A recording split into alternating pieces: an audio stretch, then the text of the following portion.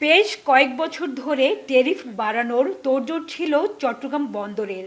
2020 সালে হালনাগাদ ট্যারিফের প্রস্তাবনা দেয় বন্দরে নিযুক্ত আন্তর্জাতিক পরামর্শক প্রতিষ্ঠান।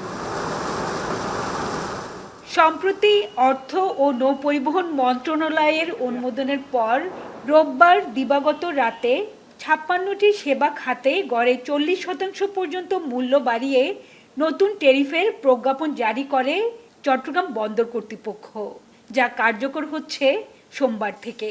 তবে একযোগে এত ট্যারিফ বাড়ানোয় ক্ষোভ প্রকাশ করেন বন্দর ব্যবহারকারীরা।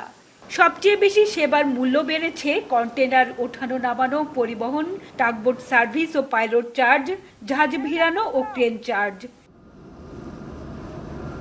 কোনো সেবার মূল্য 3 থেকে 4 গুণ বাড়ানো হয়েছে অভিযোগ করে শিপিং এজেন্টরা বলছেন, ট্যারিফ বেশি হলে জাহাজ ও কন্টেনার ভাড়া বাড়ায়, আমদানি ও রফতানিতে খরচ বাড়বে।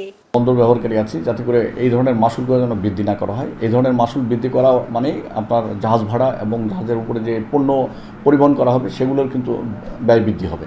তো এই বিষয়গুলো বিবেচনায় আনা উচিত ছিল। তো আমরা গ্যাজেটটা পেয়েছি, আমাদের সাথে যে আলোচনা ছিল সেই আলোচনায় আমরা সর্বশেষ বলেছিলাম যদি একেবারেই বাড়াতে হয় 10 থেকে 15% ঊর্ধ্বে যেন বাড়ানো না হয়। তবে আমরা আজকে গ্যাজেট দেখলাম এভারেজে তারা 41% পর্যন্ত বৃদ্ধি করেছে। তবে এখন পর্যন্ত আমরা পুরোপুরি হিসাবটা করি নাই, কোনো ক্ষেত্রে দেখা যাচ্ছে যে আরও অনেক বেশি কিন্তু তারা বৃদ্ধি করেছে। তো যেই বৃদ্ধিটাই করুক, আলটিমেট কিন্তু আমাদের যারা ভোক্তা পর্যায়ে আছে, আমাদের আমদানিকারক রপ্তানিকারকের উপরে দিয়ে এটা পড়তে হবে।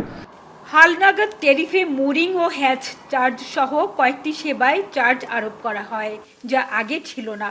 ব্যবসায়ীরা বলছেন সম্প্রতি বেসরকারি ডিপোগুলো ট্যারিফ বাড়িয়েছে 45%। এর সাথে নতুন করে যুক্ত হলো বন্দরের সেবার মূল্য, যা রফতানি খাতকে চ্যালেঞ্জে ফেলবে। বায়াররা যে কস্টটা যাবে, আমার কস্ট যেটা তো আমি বায়ারের সাথে অ্যাড করব। বায়ার শ্রীলঙ্কা বা ইয়েতে চলে যাবে, কিছু অর্ডার চলে যাবে কস্ট বাড়লে, কারণ এ তো এখানে আসতে হবে, তার কোনো বাধ্যবাধকতা নেই, তার জন্য সারা পৃথিবী খোলা। এই জন্য আমাদেরকে শুধু দাম বাড়ালে হবে না, দেশের ইকোনমি সাস্টেন করার জন্য, রপ্তানি প্রবৃদ্ধির জন্য, বৈদেশিক মুদ্রার সচ্ছয়ের জন্য ওটাও মাথায় রাখতে হবে। বন্দর কর্তৃপক্ষ বলছে 1986 সালের পর 5টি ছাড়া আর কোনো খাতে ট্যারিফ বাড়েনি। বিনিয়োগ ও পরিচালন ব্যয় বাড়ায় ট্যারিফ বাড়ানো হয়েছে। প্রতি কেজিতে মাসুল বেড়েছে 12 পয়সা করে, যাতে নিত্যপণ্যের দাম বাড়বে না। ভোক্তা পর্যায়ে এক্ষেত্রে কোনো রকম কোনো প্রভাব পড়বে না। এ কারণেই আমরা ক্যাটাগরিক্যালি বিশ্লেষণ করেছি যে চট্টগ্রাম বন্দরের চার্জ যদি হিসাব করা হয়, আমাদের কার্গোতে পার কেজিতে বর্তমান ট্যারিফে হয় মাত্র 32 পয়সা খরচ, এবং সেটা এই ট্যারিফ বৃদ্ধির ফলে হয়েছে 44 পয়সা। তার মানে মাত্র 12 পয়সা বেড়েছে পার কেজিতে। তো এটা আমার মনে হয় যে ভোক্তাদের জন্য এটা এই 12 পয়সা বেশি দেওয়ার কোনো বিষয় না। সমুদ্র পথে 99% কন্টেইনার পরিবহন হয় চট্টগ্রাম বন্দর দিয়ে।